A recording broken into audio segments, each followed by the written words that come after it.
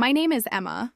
I'm 24 years old, and I never imagined I'd be fighting to preserve my deceased sister's memory in the house where we grew up together.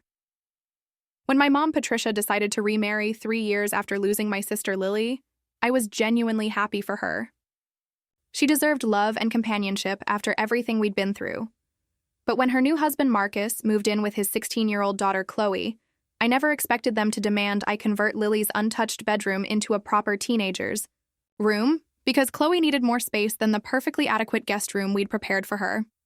Drop a comment letting me know where you are watching from, and hit that like and subscribe button if you've ever had to deal with entitled family members who showed no respect for your grief or family history.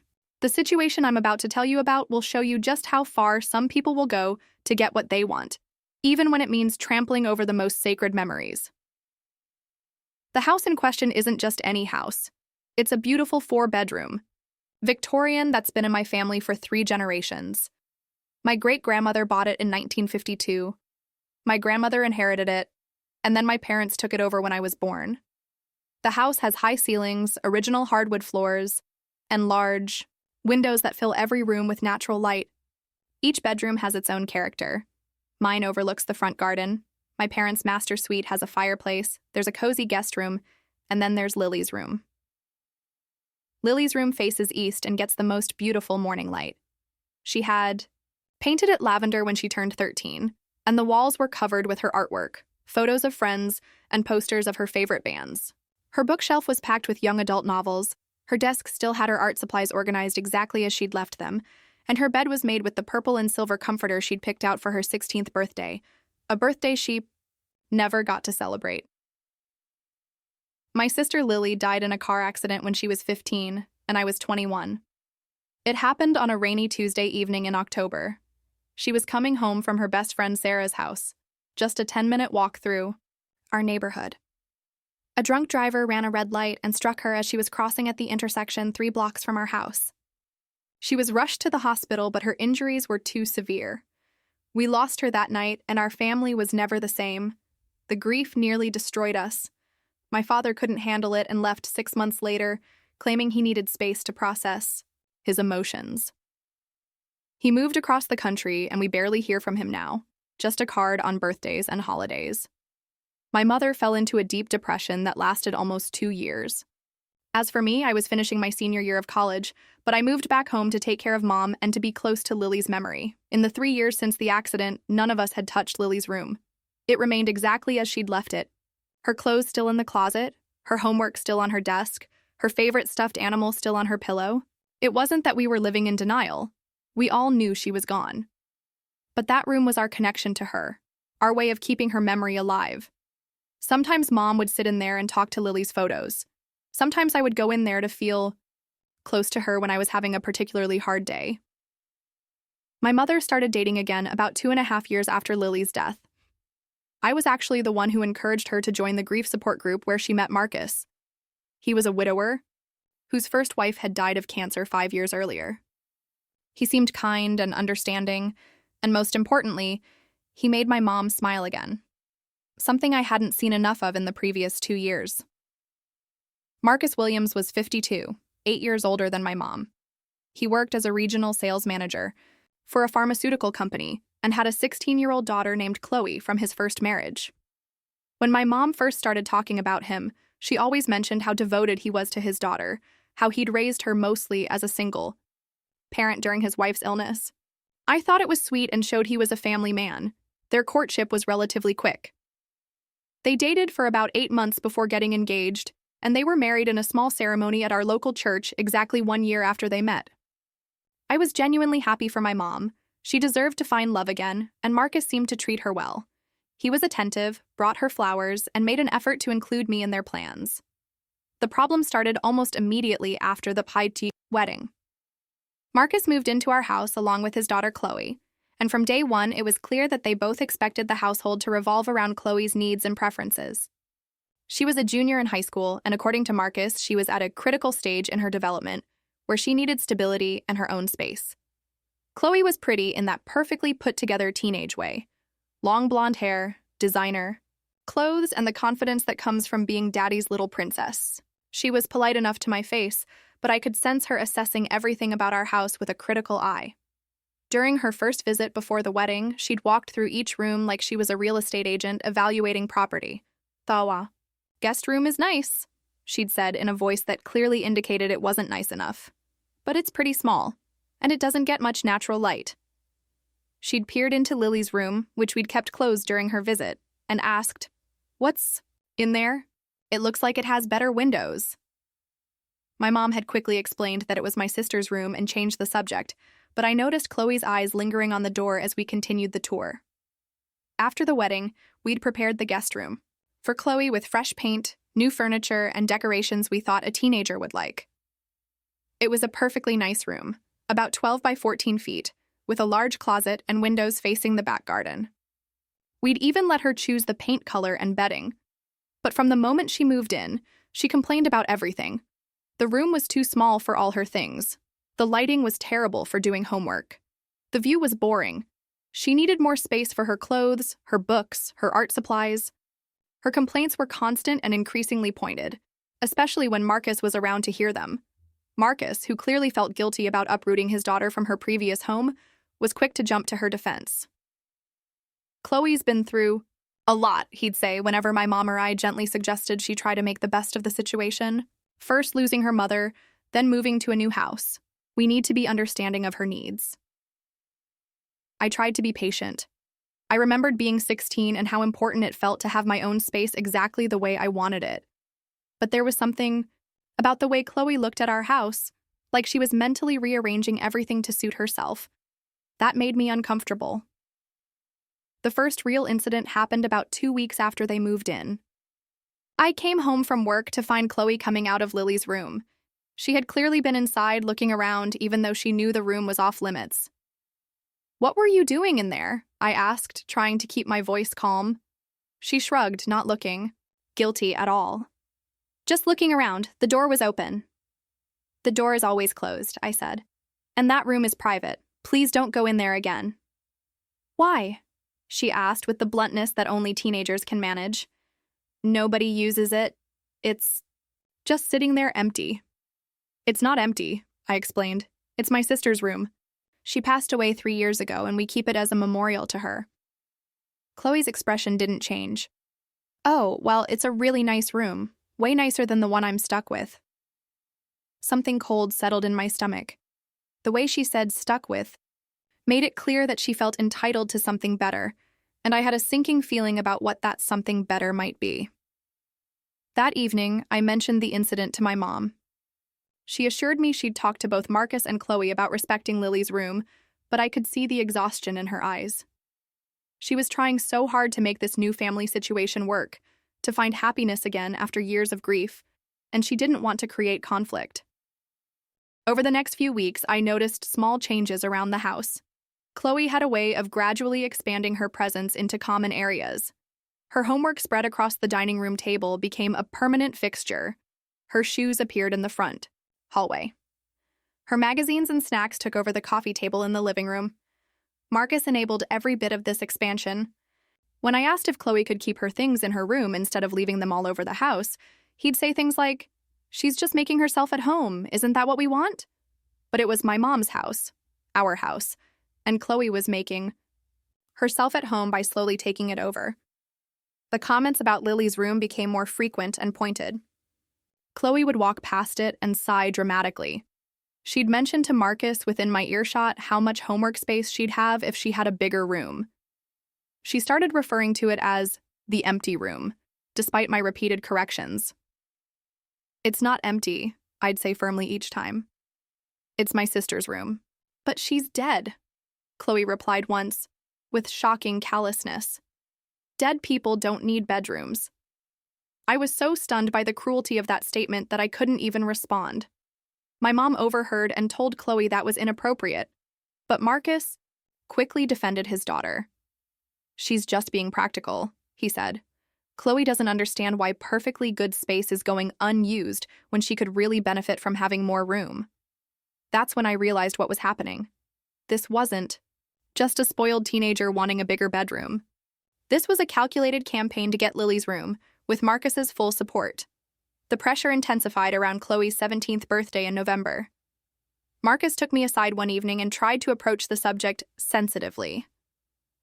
"Emma, I know this is difficult," he began, "but Patricia and I have been talking, and we think it might be time to consider repurposing Lily's room." "Repurposing?" I repeated, feeling my heart rate increase. "Chloe really needs more space," he continued. "She's at an age where having her own room that meets her needs is crucial for her development. And keeping that room as a shrine, well, it might not be healthy for anyone." "It's not a shrine," I said coldly. "It's a memorial, and it's staying exactly as it is." Marcus's expression hardened slightly. "This is hard for all of us, Emma, but we have to think about the living. Chloe is struggling in that small room, and it's affecting her grades, her mood, everything." "Then maybe she should learn to be grateful for what she has," I replied. "That room has everything a teenager could need." "But not everything Chloe needs," Marcus said. And there it was, the entitlement laid bare. His daughter's wants trumped our family's grief and our right to honor Lily's memory in our own home. I went to my mom immediately after that conversation. She was in the kitchen preparing dinner, and I could see from her face that Marcus had already discussed this with her. "Mom, please tell me you're not seriously considering giving Lily's room to Chloe," I said. She sighed deeply. "Emma, honey, Marcus makes some valid points. It's been 3 years. Maybe it's time to..." "Time to what?" I interrupted. "Time to forget about Lily? Time to pretend she never existed?" "That's not what this is about," Mom said, but her voice lacked conviction. "It's about moving forward, about making room for the living." "Lily lived there too," I said quietly. "That was her space, her sanctuary. How can you even consider giving it to someone who called her a dead person who doesn't need bedrooms?" My mom winced. "Chloe is 17. She doesn't always express herself well." "She expressed herself perfectly," I replied. "She made it clear that she thinks Lily doesn't matter because she's dead." But I could see that Marcus had been working on my mom, probably for weeks. He was good at presenting his arguments in reasonable terms, talking about healing, moving forward, thinking of the living. He made it sound like keeping Lily's room unchanged was unhealthy, like we were stuck in the past. The campaign escalated after Thanksgiving. Chloe started leaving catalogs for teenage bedroom furniture outside Lily's door. She'd walk past the room and comment loudly about how much better her grades would be if she had proper lighting and space to study. She began inviting friends over and giving them tours of the house, always pausing at Lily's room to explain how much she wished she could use the good room. Marcus supported every manipulation tactic. When Chloe's grades slipped slightly in December, he blamed it on her inadequate study space. When she seemed moody or distant, it was because she didn't feel truly at home in such a small room. "Teenagers need space to express themselves," he'd say. "Chloe feels cramped and unwelcome in that tiny guest room." I wanted to point out that the guest room was the same size as Lily's room had been when she was Chloe's age, and Lily had never complained. But every time I tried to defend keeping the room as it was, I was painted as the unreasonable one, the person standing in the way of family harmony. The final confrontation came right before Christmas. I was in Lily's room. Something I did sometimes when I was feeling overwhelmed or missing her particularly badly. I'd sit at her desk and look through her sketchbooks, or lie on her bed and remember conversations we'd had. It brought me comfort and helped me feel connected to her memory. I was sitting on her bed, holding her favorite stuffed elephant, a gift from our grandmother, when the door opened. Chloe walked in without knocking, followed by Marcus. "What are you doing in here?" I asked, standing up quickly. "We need to talk," Marcus said in a tone that made it clear this wasn't going to be a conversation. It was going to be a decree. Chloe was already looking around the room appraisingly. "This would be perfect for me," she said to Marcus. "Look at that window, and there's so much more closet space." "Chloe, get out," I said firmly. "Both of you, get out of this room right now." "Emma?" "We need to discuss this like adults," Marcus said, making no move to leave. "Patricia and I have made a decision about this room." My heart sank. "Where is my mom?" "She's at the store," Marcus replied. "But we've talked about this extensively. It's time for this room to be used by someone who can actually benefit from it. You mean someone who's alive? I asked, remembering Chloe's earlier comment. Chloe had the grace to look slightly uncomfortable, but Marcus pressed on. Someone who needs the space. Yes. Chloe is starting her senior year soon, and she'll need room for college preparation, for projects, for having friends over. This room is just sitting here unused. It's not unused, I said for what felt like the 1,000th time. It's a memorial to my sister. Your dead sister, Chloe added helpfully, who doesn't actually need the room anymore. Something snapped inside me. Get out, I said, my voice shaking with rage. Get out of this room right now before I call the police. Marcus stepped forward, trying to look threatening. You're being ridiculous, Emma. This is my house now, too, and… No, it's… Not, I interrupted. This is my mother's house. You moved into our home, and now you're trying to destroy my sister's memory so your spoiled daughter can have a bigger room. I'm not spoiled, Chloe protested. I just deserve a decent room. That guest room is like a closet. Then maybe you should go back to where you came from, I snapped, immediately regretting the words as soon as they left my mouth. Marcus's face turned red. That's enough. Patricia and I are the adults here, and we've decided. Chloe needs this room, and that's final. You can take whatever sentimental items you want to keep, but this room is being converted to a proper teenager's bedroom by New Year's. Over. My dead body, I said. That can be arranged, Chloe muttered, and even Marcus looked shocked by her response. Chloe, he said sharply. What? I didn't mean literally, she backtracked. I just meant she can't stop us if she's not living here anymore. The threat was clear, even if it was clumsily delivered. They wanted Lily's room, and if I didn't cooperate, they'd find a way to push me out of the house entirely. When my mom came home from the store, I was waiting in the kitchen with tears streaming down my face. Marcus and Chloe had retreated to their respective rooms, but the damage was done. They'd made their intentions crystal clear. Mom, they were in Lily's room, I said as soon as she walked in. Marcus and Chloe went in there without permission and told me they're taking it over by New Year's. My mom set down her grocery bag slowly. Emma, we need to talk about this. There's nothing to talk about, I said. That room stays exactly as it is. Honey, I know this is hard, but Marcus thinks, I corrected. What do you think, Mom? What does Patricia think? Not Patricia and Marcus. She was quiet for a long moment. I think it's been 3 years, she finally said. I think Lily wouldn't want us to stop living because of her death. So Lily would want us to give her room to some entitled brat who called her a dead person who doesn't need bedrooms? My mom flinched. Chloe is just a teenager. She doesn't understand. She understands perfectly, I said. She knows exactly what she's doing, and so does Marcus. They're manipulating you into betraying Lily's memory. That's not fair, Emma. What's not fair is that you're letting strangers erase our daughter and sister from our home, I said. What's not fair is that you're choosing them over Lily. My mom started crying then, which only made me feel worse.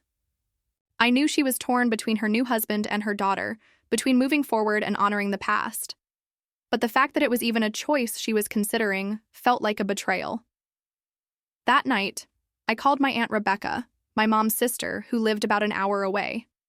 She'd been close to Lily and had been horrified when I told her about Marcus and Chloe's demands. They want what? She said when I explained the latest confrontation. Lily's room, I repeated. They want to turn it into Chloe's bedroom because the guest room isn't good enough for her. Over my dead body, Aunt Rebecca said fiercely. That room is sacred. How dare they? It was comforting to hear someone else acknowledge how wrong this was, how completely inappropriate their demands were. I'd started to feel like I was going crazy, like maybe I was being unreasonable for wanting to preserve my sister's memory. What should I do? I asked her. Stand your ground, she said firmly.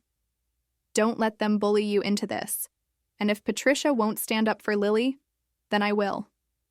The next day was Christmas Eve, and the tension in the house was thick enough to cut with a knife. Marcus and Chloe acted like nothing had happened, but I could feel their smugness. They thought they'd won. that my mom would force me to hand over the room to keep peace in the family. During our traditional Christmas Eve dinner, Chloe brought up the subject again, probably figuring that holiday spirit would make everyone more amenable to her demands. "I'm so excited about redecorating my new room," she announced cheerfully. "I've already picked out a color scheme, gray and white with rose gold accents, very mature and sophisticated." My mom nearly choked on her wine. "Chloe, we haven't finalized anything yet." "But Dad said—" Chloe started to protest. I said, "We'd discuss it after the holidays," Marcus interrupted, shooting her a warning look. But the damage was done. Chloe had revealed that they'd been making plans for Lily's room without even getting final permission. They'd already decided what they were going to do with it. "What exactly have you been discussing?" I asked quietly. Marcus cleared his throat. "Just potential options for better utilizing the space in the house." "You mean destroying my sister's room?" "Emma, please," my mom said tiredly. "Not tonight. It's Christmas Eve." "Lily loved Christmas Eve," I said. "We used to stay up late in her room wrapping last-minute presents and talking about what we hoped Santa would bring. She'd be devastated to know that strangers were planning to erase every trace of her." Chloe rolled her eyes. "She's dead. She doesn't care about anything anymore." The silence that followed was deafening. Even Marcus looked uncomfortable with his daughter's callousness. "Get out," I said quietly. "What?" Chloe asked. I said, "Get out. Get out of this house. Get out of my sight. Get out before I do something I'll regret." "You can't kick us out," Chloe protested. "This is our house too now." "No, it's not," I said, standing up from the table. "This is my mother's house. You're guests here. Unwelcome guests who have shown nothing but disrespect for our family and our grief." Marcus stood up too, his face dark with anger. "Emma, you're out of line." "I'm out of line?" I laughed bitterly. "Your daughter just said my dead sister doesn't care about anything anymore, and I'm out of line for being upset about it?" "She's 17, Marcus said defensively. "She doesn't always think before she speaks." "She thinks plenty," I replied. "She thinks about how to get what she wants, no matter who she hurts in the process." My mom was crying again, caught between defending her daughter and keeping peace with her new husband. It broke my heart to see her so conflicted, but I couldn't back down. This was about more than just a room. It was about respect, memory, and family loyalty. I left the house that night and stayed at Aunt Rebecca's. She was furious when I told her about Chloe's comment at dinner. "That little monster," she said, "and Patricia is just letting this happen?" "Mom's trying to make everyone happy," I said, "but she can't. There's no compromise here that doesn't involve betraying Lily's memory." Aunt Rebecca was quiet for a moment. "What if I talk to her? Patricia and I have always been close. Maybe—" She'd listen to me. I agreed it was worth a try. The next morning, Christmas Day, Aunt Rebecca went to the house while I stayed away. She later told me that the conversation hadn't gone well. "Marcus was there the whole time," she explained. "Every time I tried to talk about Lily, about what that room meant to our family, he'd steer the conversation back to Chloe's needs. And Patricia just sat there looking miserable, not defending either position. What did Chloe say? She wasn't there, thankfully. But Marcus made it clear that they consider this decision final.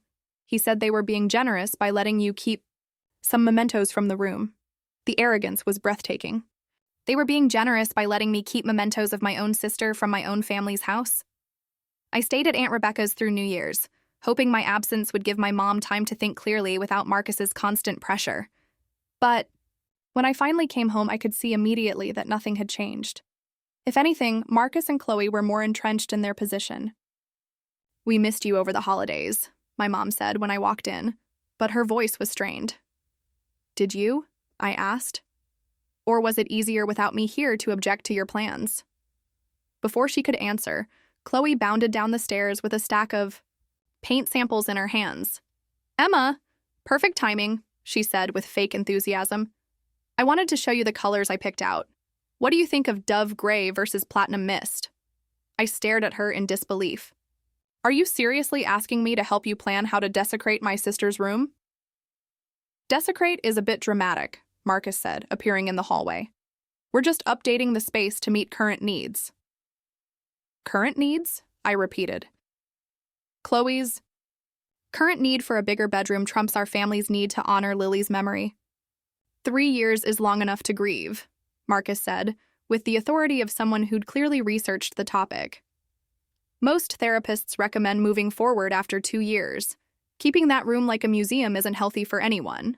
I turned to my mom. Is that what you think? That grieving for my sister is unhealthy? She looked trapped, torn between the man she'd married and the daughter she'd raised. I think we all need to heal, she said carefully. And you think giving Lily's room to Chloe will help us heal? Before my mom could answer, Chloe jumped in. It would help me feel more at home here. And isn't that what family is supposed to do? Help each other? Family is also supposed to respect each other, I replied. Something you clearly don't understand. I respect you, Chloe said with false innocence. I just don't think it's fair that I have to live in a cramped room when there's a perfectly good bigger room sitting empty. It's not empty, I said for what felt like the millionth time. It's my sister's room. Your dead sister's room, Chloe corrected, and I saw red. I don't remember moving, but suddenly I was inches from her face, my hands clenched into fists. Say that again, I said quietly. I dare you. Marcus immediately stepped between us. That's enough. Emma, you need to control yourself. I need to control myself? I laughed bitterly. Your daughter keeps calling my sister dead like it's some kind of weapon and I need to control myself? She is dead, Marcus said bluntly. That's not an insult, it's a fact. And the fact is that dead people don't need bedrooms, but living people do. That's when I realized that Marcus was just as callous as his daughter. This wasn't about teenage thoughtlessness or poor communication skills. This was about two people who felt entitled to take whatever they wanted regardless of who they hurt in the process. I turned to my mom one last time. Mom, please, don't let them do this. Don't let them erase Lily from our home. She was crying again, looking older and more fragile than I'd ever seen her. Emma, I need you to be reasonable. We're a family now, all of us. We need to make compromises. What compromises are they making? I asked. What is Marcus giving up? What is Chloe sacrificing? Because from where I stand, I'm the only one being asked to compromise anything. None of them had an answer for that, because of course I was right. They expected me to give up my sister's room, my connection to her memory, my right to grieve in my own home, while they gave up nothing. That night, I started making plans to move out. If my mom was going to choose her new husband over her own daughter's memory, then I couldn't stay in that house and watch them destroy everything that remained of Lily. But first, I decided to make one last stand. The next morning, I got up early and went to Lily's room. I sat at her desk and wrote her a letter. Something I'd done occasionally over the past 3 years when I was missing her particularly badly.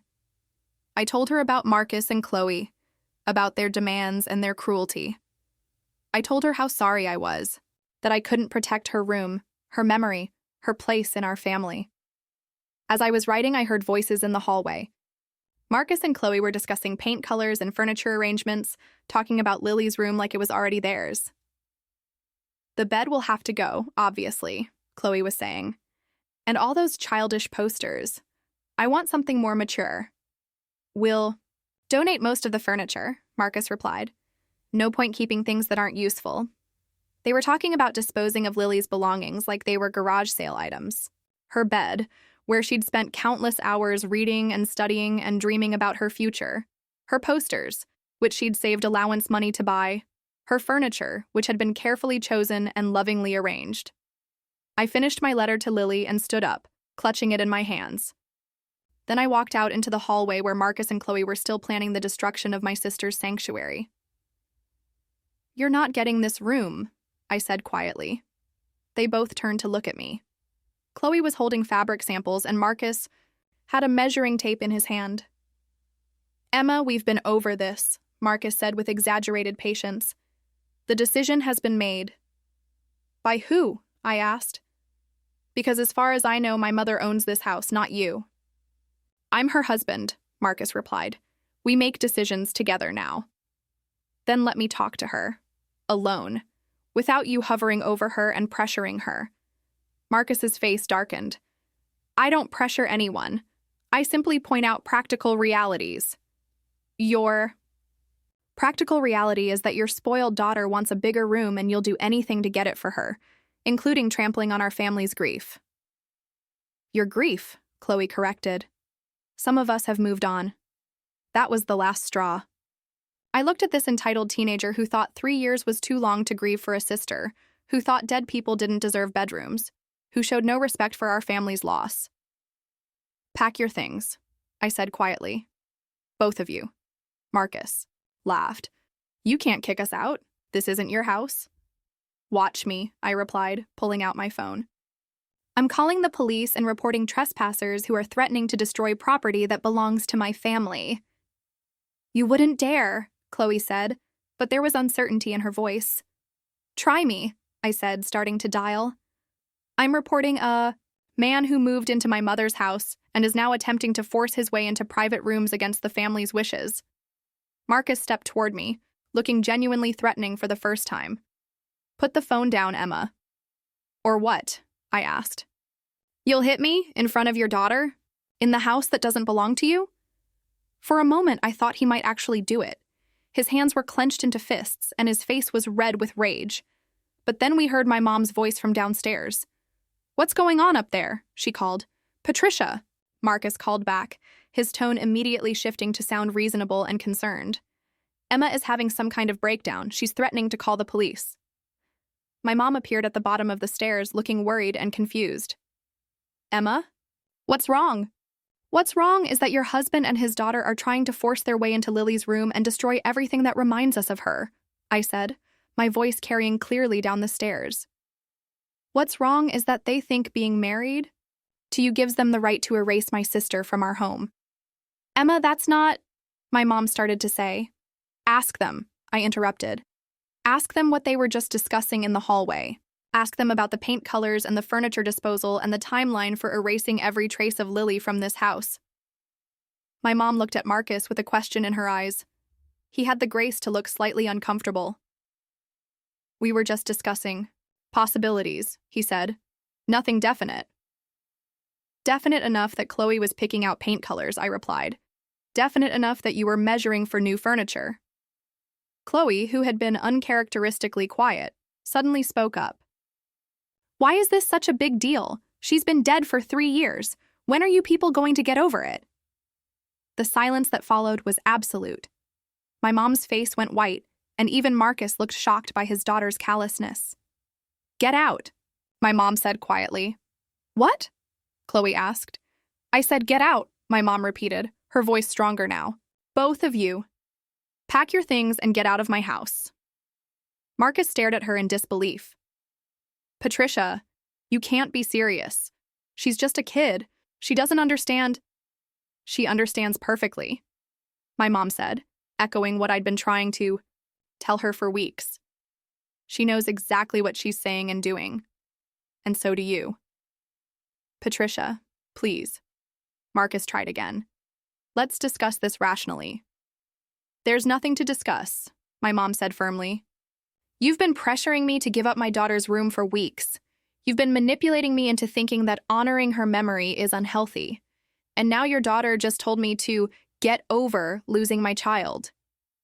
Chloe's face was turning red. I didn't mean it like that. I just meant...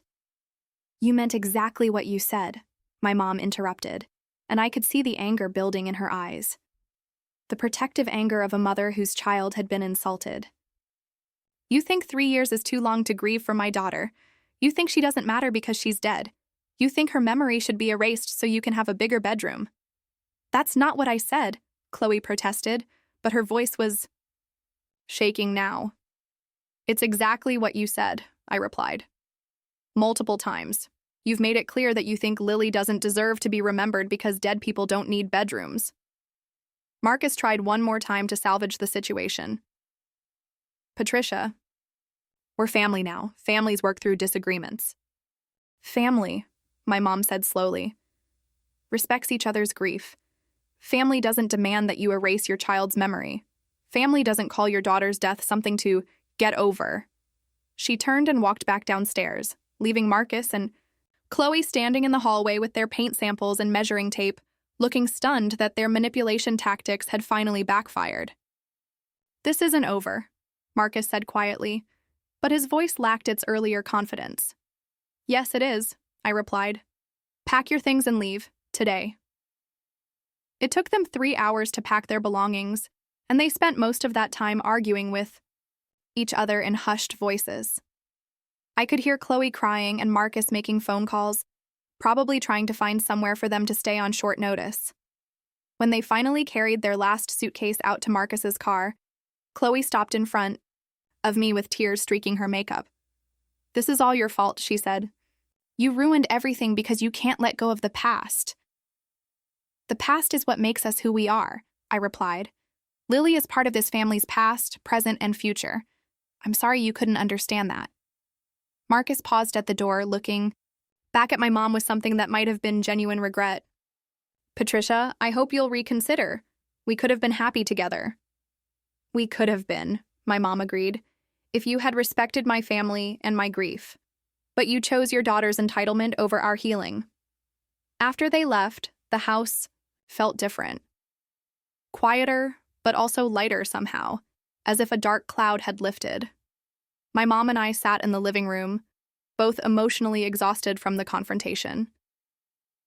"I'm sorry," she said after a long silence. "I should have stood up to them from the beginning. I should have protected Lily's memory better." "You were trying to find happiness again," I said. "There's nothing wrong with that. You just chose the wrong person." She nodded sadly. "I thought—" Marcus understood loss. "I thought because he'd lost his first wife, he'd be more sensitive to our situation. But losing a spouse is different from losing a child. And the way he raised Chloe—" She shook her head. "That girl has no empathy, no understanding of how her words affect others." We talked for hours that night, really talked for the first time since before Marcus moved in. My mom admitted that she'd been having doubts for weeks but had been afraid to act on them. She'd wanted so badly for this new family to work that she'd been willing to compromise things that should never be compromised. I almost let them erase her, she said, crying.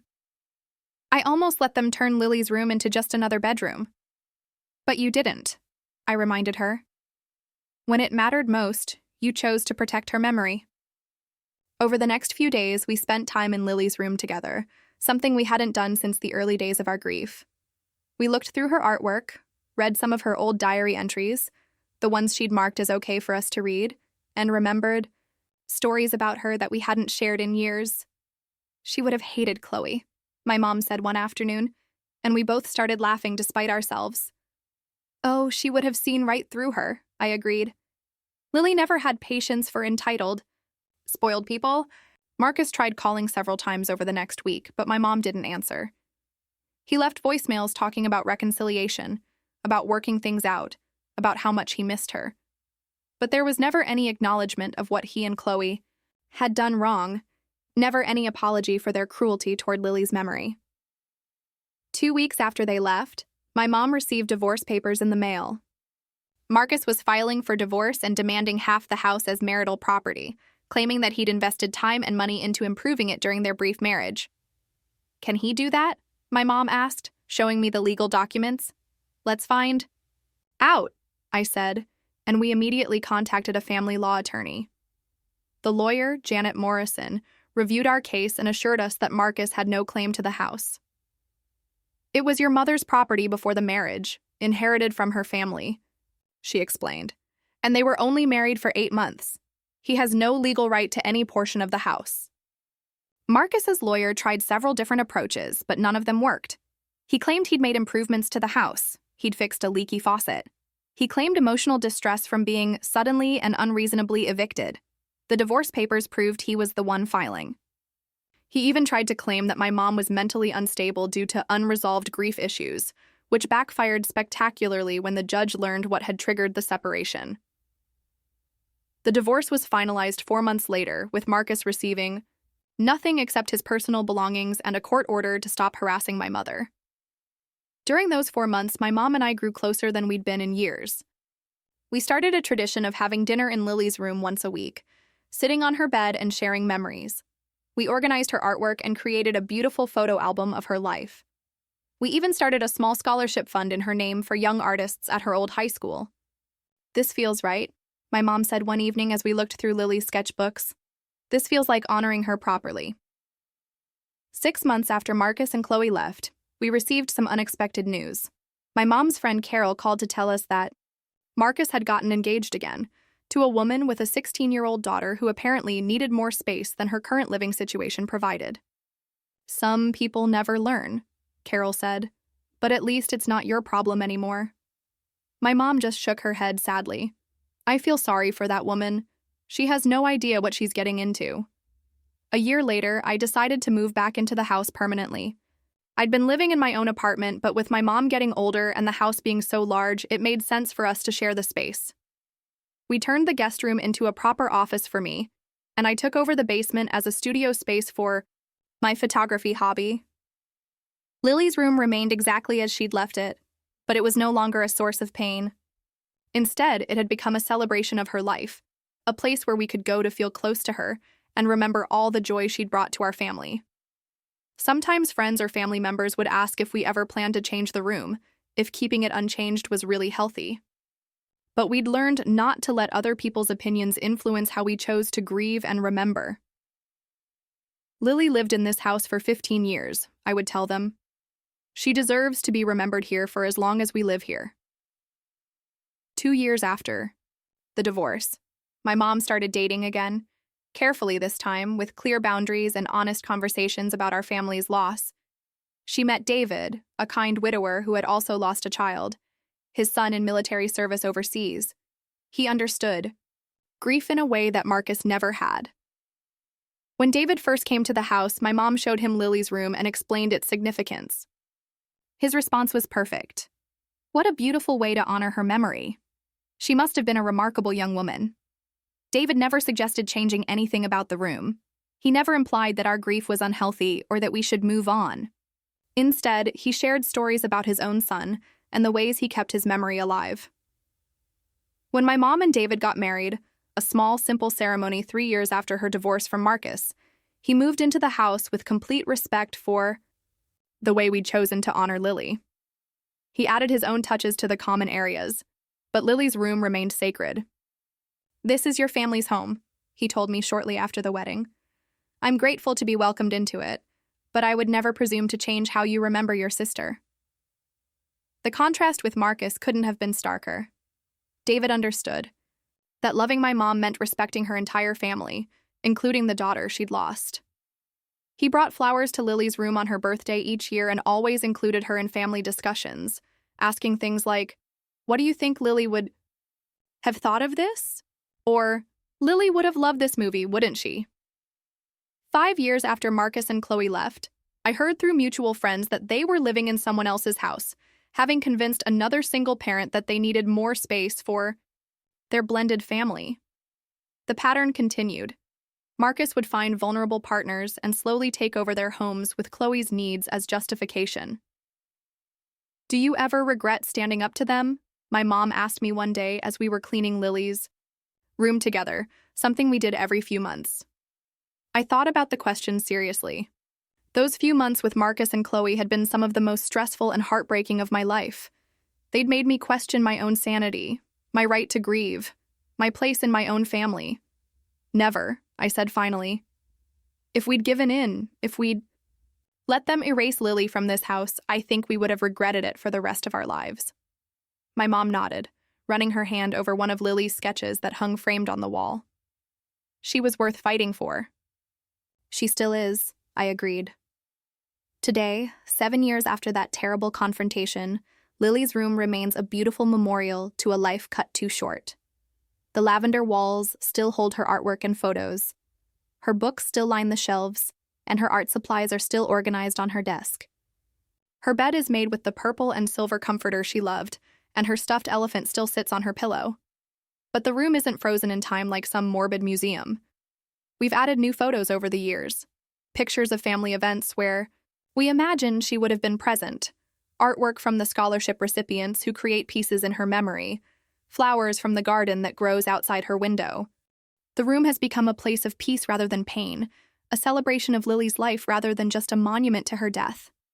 Family members visit and share memories.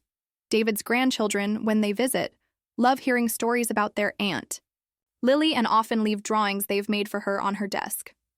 Most importantly, my mom and I learned that there are some things worth fighting for, some boundaries that should never be crossed, some memories too precious to sacrifice for the sake of keeping peace. We learned that grief doesn't have an expiration date, that love doesn't end with death, and that family means protecting each other's hearts even when it's difficult. Marcus and Chloe tried to take more than just a room. They tried to take our right to grieve, our connection to Lily's memory, our dignity in our own home. By standing up to them, by refusing to let them erase our sister and daughter, we honored not just Lily's memory but our own integrity. Sometimes I still get angry when I think about their cruelty, their entitlement, their complete lack of empathy for our loss. But mostly I feel grateful that we found the strength to fight for what mattered most. Lily's room stands as a testament to her life, her dreams, her place in our family. It's a reminder that some things are more important than keeping the peace, that love is stronger than manipulation, and that family means protecting each other's hearts, even when those hearts belong to people who are no longer with us. Have you ever had to stand up to family members who showed no respect for your grief or your boundaries? How did you handle people who thought their immediate wants were more important than your long-term healing? I'd love to hear your stories in the comments below, and please don't forget to like and subscribe if this story resonated with you. Remember, it's okay to fight for what matters most, even when others call you unreasonable for defending love, memory, and respect.